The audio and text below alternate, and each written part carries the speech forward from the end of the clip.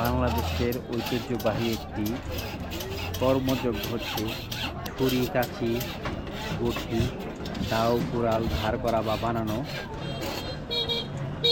কামারের কাজ যেটা বলে। এই জিনিসটা যেটাকে সম্ভবত এটা কি কাকা হাপড় বলে, এটা কি হাপড় বলে?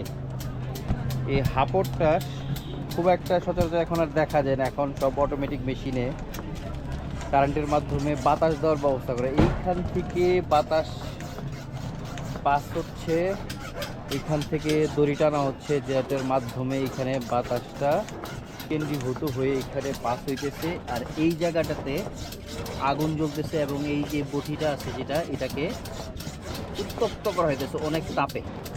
সেইটাকে সম্ভবত ধার দেওয়া বলেন বা এটাকে শেপ দেওয়ার জন্য, বিভিন্ন আকৃতি দেওয়ার জন্য এই কাজটা করা হয়। এখানে কাকা আছেন, কাকা এই কাজে ওনার দোকানটা এটা, উনি এই কাজে সিদ্ধ, সবসময় এই কাজ করেন। শুক্ত হওয়ার পরে এইখানে পানিতে এটাকে ডুবিয়ে রাখা হয় শেপ করার জন্য।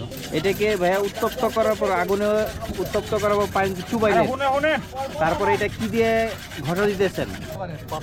পাথর। পাথর এটা দিলে কি মানে জমটা পড়ে যেতেছে নাকি ধারটা বাড়তেছে? ধারটাও বাড়তেছে, জমটাও পড়ে যাইতে, দুইটাই। তাহলে এটা মনে করেন পানিতে চুবাই দেওয়ার পরে করার কারণটা কি? মুখটা সাপ হইতেছে, মুখটা সাপ হইতেছে, মানে ওইটার মধ্যে ত্রুটি যা আছে ওই জিনিসটা পানিতে চুবানোর কারণে বের হয়ে আসছে। পানিতে চুবানো হইলো হাত হইলো, শক্ত হইলো। এর আগে যেমন হইলো মনে করেন পুরা বেশি করে হইছে নরম, হ্যাঁ, আর হইলো মনে করেন হইলো পুরা দিয়ে আবার পানিতে চুবাই করলাম হাত। এই ধরনের ডলা দিলাম, ওই যে সাদা হয়ে গেল না, পানিতে ধোয়া হইতেছে। ধোয়ার পর দেখা যাবে কালারটা অন্যরকম হয়েছে না, কালার এখন একদম ঝকঝকে পরিষ্কার হয়ে যেতেছে। পুরা দিয়ে অনেক শুরুতেই কালার ছিল না, ছিল না, ঝকঝকে পরিষ্কার। তো কাকার নামটা কি যদি একটু বলতেন? আমার নাম মঙ্গল কর্মকার, বাড়ি মঙ্গল কর্মকার, বাড়ি টিকটপুর। আপনি মূলত কি শিকরামপুর হাটে বসেন না সব হাটে বসেন? কুমোরগঞ্জ হাটে বসেন? কুমোরগঞ্জের হাটে করি হলো দোকানদারি, টিকিটপুর স্ট্যান্ড আমার দোকান। আচ্ছা, তো এই পেশায় মূলত কত বছর থেকে আছেন? মোটামুটি 50 বছর। এখন এটার চাহিদা কেমন? হ্যাঁ, মানে এই পেশাটার চাহিদা আসলে কিরকম আছে? মোটামুটি করা পারি না, চাহিদা ভালোই আছে, করা পারি না। আচ্ছা, কথা বুঝছেন? জি। জানে কোলায় না।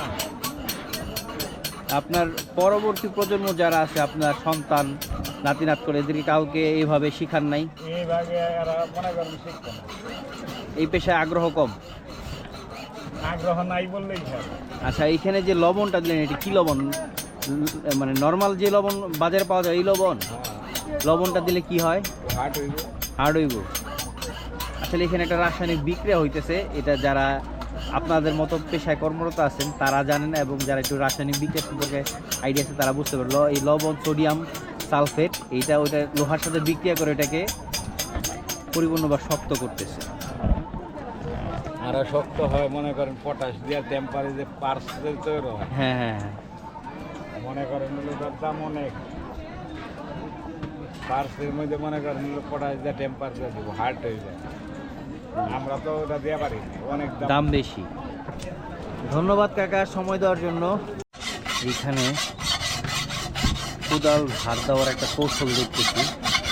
এটা কি রেত দিয়ে ধার দিতেছেন? রেত দিয়ে, মানে এটা কি ম্যানুয়াল প্রসেস, মানে হাতে মানে কাজ করে যেভাবে ধার দেওয়া হয় আর কি। কাপড়টা ফুল প্যাটার্নে কাজ করে, একবার বাতাস এটার মধ্যে প্রবেশ করতেছে এবং এটা বের হইতেছে।